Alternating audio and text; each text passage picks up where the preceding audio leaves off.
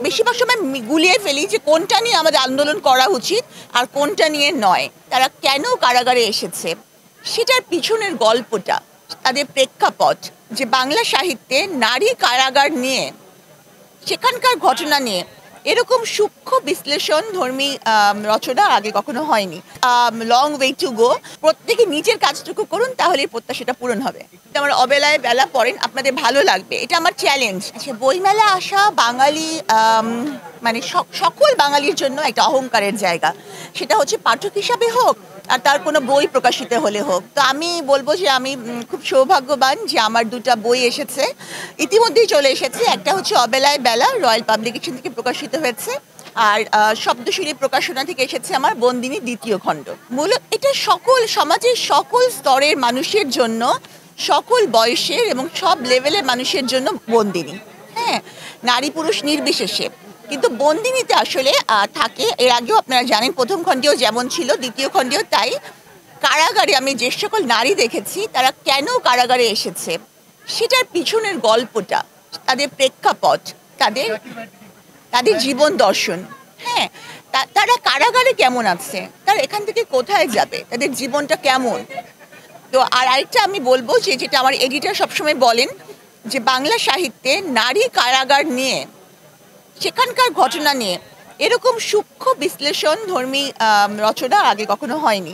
তা আমি চাই যে আপনারা সবাই এটা পড়েন। আমি আসলে সবসময় লিখেছি তো, কিন্তু বই হিসাবে প্রকাশ আমি মনে করি প্রত্যেকটা মানুষই মনে মনে লেখে। হ্যাঁ, যারা সৌভাগ্যবান তাদের লেখাটা কাগজ কলমে আসে, আর তার চেয়েও যারা সৌভাগ্যবান তারা বইটা ছাপাতে পারে। তো আমি সৌভাগ্যবান এই জন্য যে আমার দুইটা বই প্রকাশ তো হয়েছে এবার বই মেলাতে। আর হচ্ছে যে আমি শুধু না, আমার চেয়ে অনেক বড় বড় চিকিৎসক আমার অনেক বেশি পপুলার বইও লিখে গেছেন। তো এটা কোনো নতুন কিছু না, ওটা পাশাপাশি দেখতে পেয়ে ভালো লাগছে। বন্দিনী প্রথম খণ্ড, বন্দিনী দ্বিতীয় খণ্ড। হ্যাঁ, অবেলায় বেলা আমার গল্প গ্রন্থ এসেছে। আরেকটা বই যেটা আমার ইচ্ছে যে এই বেলার শেষের দিকে বইটি আসবে ইনশাল্লাহ, সেটা হচ্ছে যে ছাত্র জনতার আন্দোলন নিয়ে। ছাত্র জনতার আন্দোলন, জুলাই আন্দোলন, একটা সাধারণ পরিবার যারা কোনোভাবেই চাকরি প্রার্থী নন, অথবা কোটা আন্দোলনের সাথে সম্পৃক্ত নন, অথবা কোনো রাজনৈতিক ব্যক্তিত্ব নন, সেই সাধারণ পরিবারের উপরে এই যে আন্দোলন, এবং কীভাবে আস্তে আস্তে এই ছাত্র আন্দোলনটা জনতার আন্দোলন হয়ে গেল, এইটা উপন্যাস। তো এটা আমি আশা করি মেলার শেষের দিকে আসবে, যদি লিখতে পারি, শেষ করতে পারি, আর না হলে হয়তো মেলার পরে। এখনও মন্তব্য করার সময় আসেনি, কারণ মাত্রই 6 মাস। হ্যাঁ, এখনও অনেক লং ওয়ে টু গো। এখনই একটা কমেন্ট করে দিতে চাই না। আমরা একটা নতুন বাংলাদেশের প্রত্যাশায় আমরা এগিয়েছিলাম। তো আমি আশা করি যে আমাদের প্রত্যাশা পূরণ হবে, এবং প্রত্যাশা পূরণ কে করবে সে কারোর উপর দায়িত্ব দিয়ে বসে থাকলে হবে না। নিজ নিজ অবস্থান থেকে প্রত্যেকে নিজের কাজটুকু করুন, তাহলে প্রত্যাশাটা পূরণ হবে। আসলে আন্দোলন আলাদা, ঝামেলা আলাদা। এটা ঝামেলা না, এটা আন্দোলন। আন্দোলন এখন হচ্ছে যে আমরা বেশিরভাগ সময় গুলিয়ে ফেলি যে কোনটা নিয়ে আমাদের আন্দোলন করা উচিত আর কোনটা নিয়ে নয়।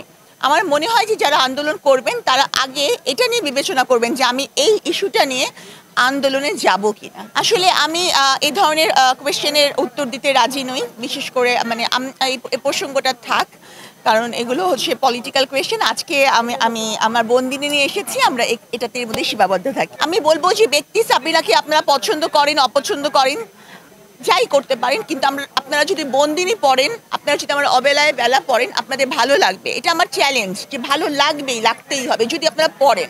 আয়োজনটা আমার কাছে মনে হচ্ছে অনেক বেশি পরিচ্ছন্ন, অনেক বেশি গোছানো, আর হচ্ছে আইন শৃঙ্খলা বাহিনীর তৎপরতা বেশ বেশি, সবাই শৃঙ্খলার মধ্যে আছে। আর লোক সমাগম প্রথম দিকে কিন্তু মেলায় সব বছরই ক্রেতা কম থাকে, শেষের দিকে ক্রেতা বাড়ে। এখন দর্শনার্থী বেশি, ঠিক একই রকম দর্শনার্থী বেশি।